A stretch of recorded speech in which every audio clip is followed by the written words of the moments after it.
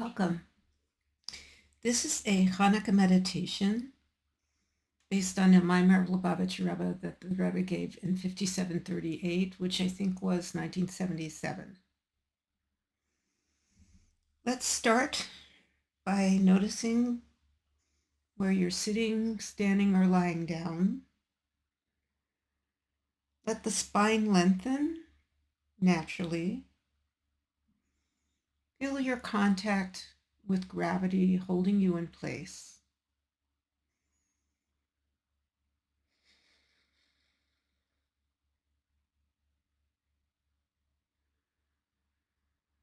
Take 3 slow breaths without changing anything. Simply noticing that you are here in this moment.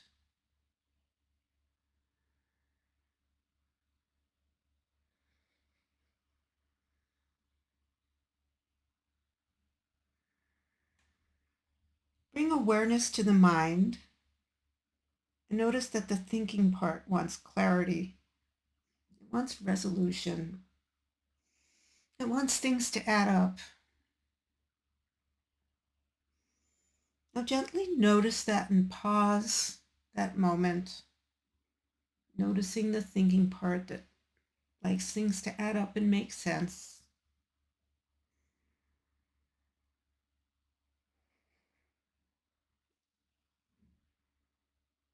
And take the thinking part and have that part ask questions that the maamar asks. Why 8? Why sunset? Why light compared to korban, to sacrifice?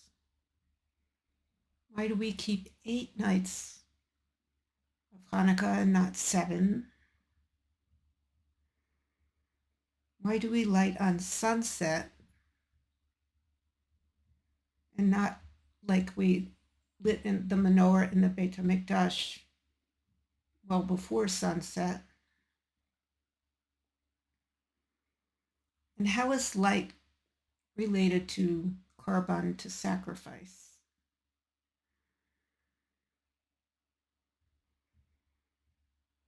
Just let the thinking part ask the questions.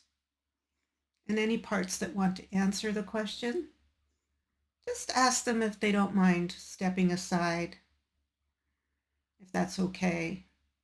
We're just asking the questions. Why 8, not 7? Why sunset, not candle lighting time before dusk? How is light corresponding to sacrifice? And if you like, you can notice your head, your forehead.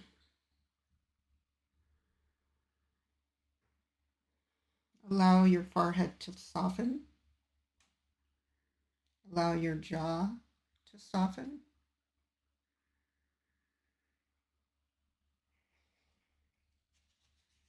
Give permission to all the parts to ask questions.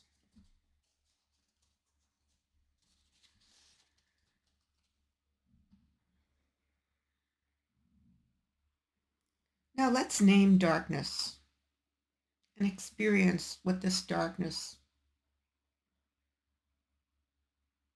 feels like. Bring attention to the chest and the gut. And notice if you have any kind of sense of heaviness or dullness or concealment.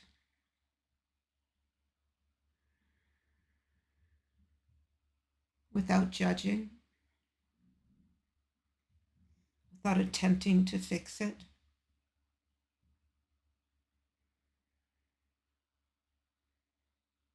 Gently inhale into the dark place and exhale without forcing change. This darkness is not a failure. It is a place where higher light is revealed.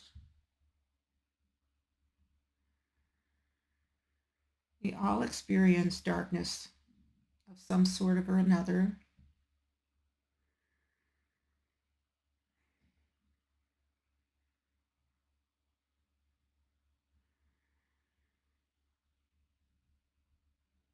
Even if it's just concealment of not knowing answers to questions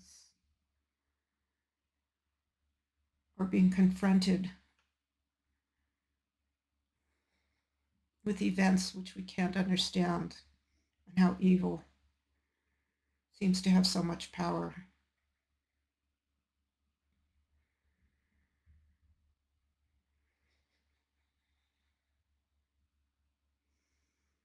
In the next step, we're going to reflect on Torah as a vehicle for our thinking part versus Torah as a divine wisdom and will of the Creator. Bring attention to the throat and the head. Notice a voice that might say, I do this if it makes sense.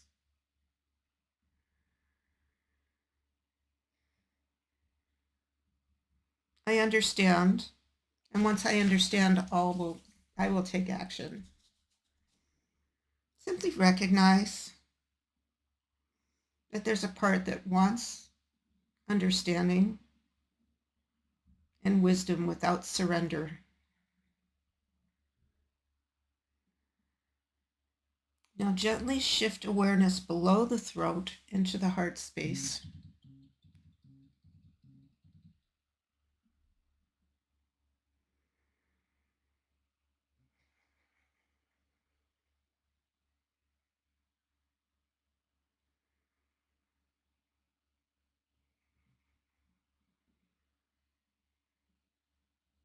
What if Torah is not mine to master, but just to receive?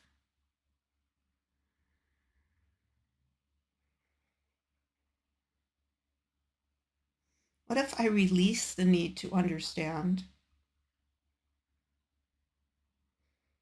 and fulfill mitzvot because they are divine will and wisdom of the Creator, of Almighty God? Let's bring attention to the back of the neck and the upper spine. This is where effort often lives. On the inhale, feel the subtle effort to get it right. That part that says, I have to get it right.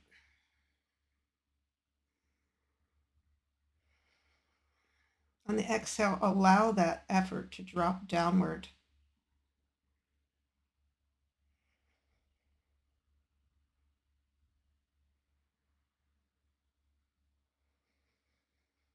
And access awareness of doing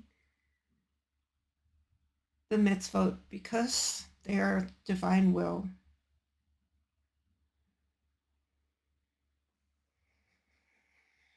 I serve not from comprehension, but from connection. And my attachment, my essential attachment to Almighty God.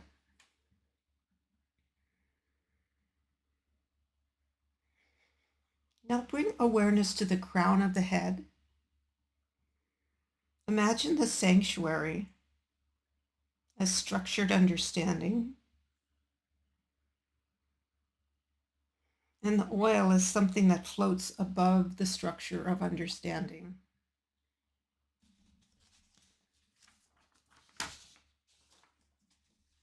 Sense a quiet, clear point above thought. It's not about insight. It's not about emotion. Just clarity without words, without thought, without emotion. And if you don't feel it, it's okay.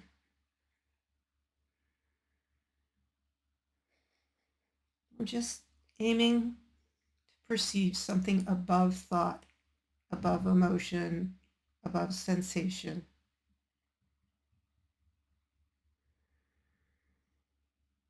Let the mind rest under this spaciousness that is above the head. And let's be curious, where in me is there no calculation, but absolute simplicity?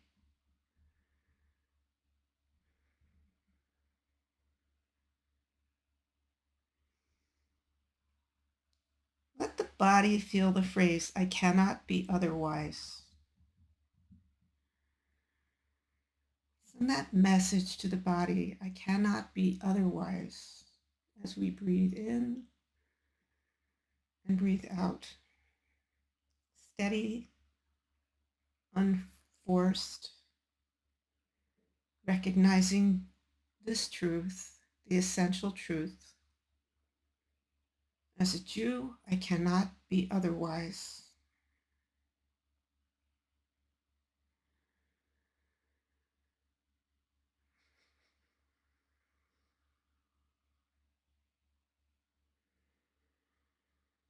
And how do we achieve this complete victory when does opposition dissolve? The yechida, that aspect of the soul which is above the crown, which is the essence, transforms all the faculties from the head down to the heart, down to the action of the feet and the heels.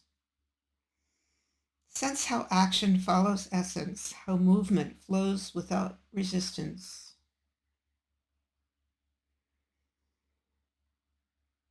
Beyond the habits, the instincts, and the drives, when essence is revealed, nothing needs to fight.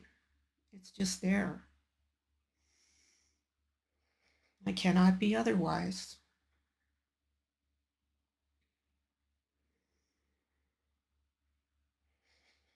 Beyond order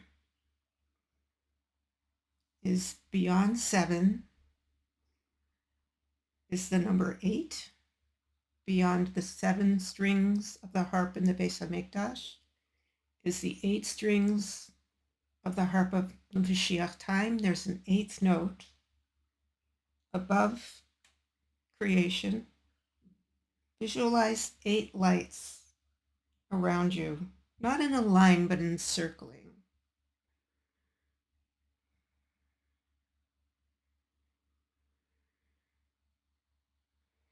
If you just lit your candles or you're just going to light your candles, you can see in your mind's eye the brightness of those Chanukah lights circling above. It is evening, the sun has set. The lights do not fear the dark. They belong here. Light is meeting you from all sides.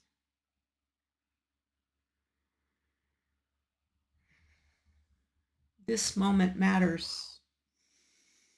Bring awareness that we are in the moment of the footsteps of Mashiach. This moment, this generation, this life might feel heavy, might feel confused. We might feel that it's late.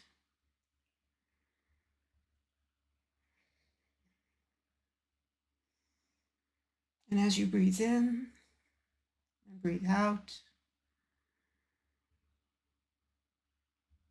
think of one mitzvah, bringing in that thinking part. Tell us one mitzvah that we can take on this level of I cannot be otherwise. Not heroic, not dramatic, very simple, faithful. One act, one word, one thought can tip the world. Let that land in the body, in the physical world.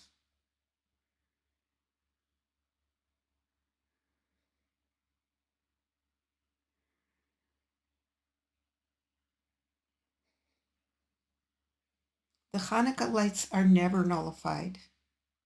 Bring awareness back to the heart. Feel the continuity.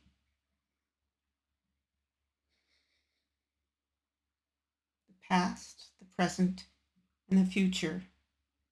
Some lights don't ever go out. Let the phrase arise quietly. This light is already redemptive.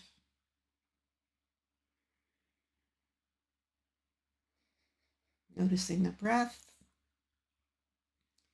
Staying still for a moment. Let the light remain within the body, not as an inspiration, but as an orientation for the mitzvot that we do. Thank you for joining me.